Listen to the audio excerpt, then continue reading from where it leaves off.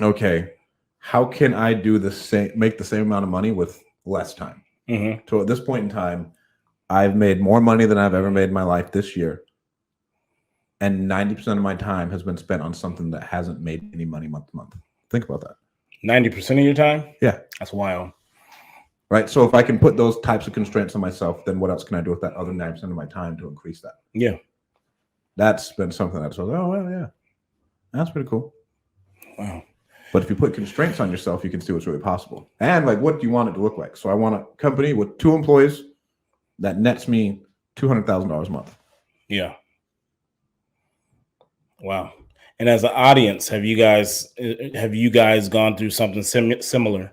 Right? What are some of the insecurities that you would say that you're having in your company or your business or even just your life that you feel like you're putting a front on? And let's kind of talk about some of those too. What are the fronts that people put up?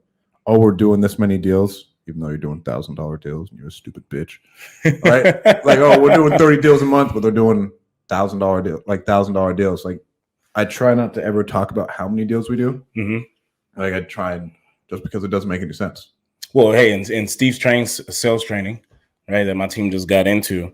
One of the questions that they ask when they break you into different meetings is pretty much how many deals are you doing a month consistently, right? And so there's a group for if you're doing 5+ deals a month, and there's a group for if you're doing at least a deal a month consistently, right? And so you talk about, being humble or hiding, right? Now, a lot of people will sit there, oh man, we do 5 deals a month, but the key word was consistently. You know what I mean? If you're not doing 5 deals a month consistently, then get your ass down to the other group. You know what I mean? And it was no problem for me to 1 deal a month. Right. You know what I mean, there's no problem with that because now you gotta stop thinking about yourself and you got to start thinking about the people who are going to be in that group. I'm not bringing any value. I may have, some things, but I'm not really bringing no value to those people and we're paying for this. Yeah. So, you know what I mean? Humble yourself, get your ass in the right group and go learn how you can get yourself bumped up into the other group. You know what I mean? So you actually have value to add to those folks.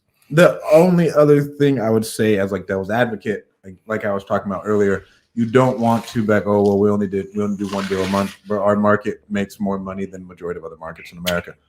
But don't, you can do that with less deals. You can make more money. Don't kill yourself though, right? Because like a developer who does 1 deal a year and they make $10 million. Like a developer, but this is a wholesaling or sales in general, right? And we're in wholesaling, right? But I'd say our average wholesale is 20 to 30. Yeah. If you're right now, your average wholesale deal is like shit. You killing it, and it could be growing a little bit more. Because we closed one recently. That was a pretty damn big one. Right. That was a huge one. But before that, I mean, we're talking, 5, 10. I mean, because we have a couple closing, soon that's going to be the same thing, like 5, 10. And I feel like it's been that way for about a year or so. And you'll have those home runs every 2 to 3 months or whatever. But for the most part, consistently, it's like 5 to 10. I guess 10. Okay, 10, but then it's split in 2. Yeah, that's why I said, yeah. Right, yeah, so they are bigger deals, yeah. Right, they're just bigger deals that are easier to deal with.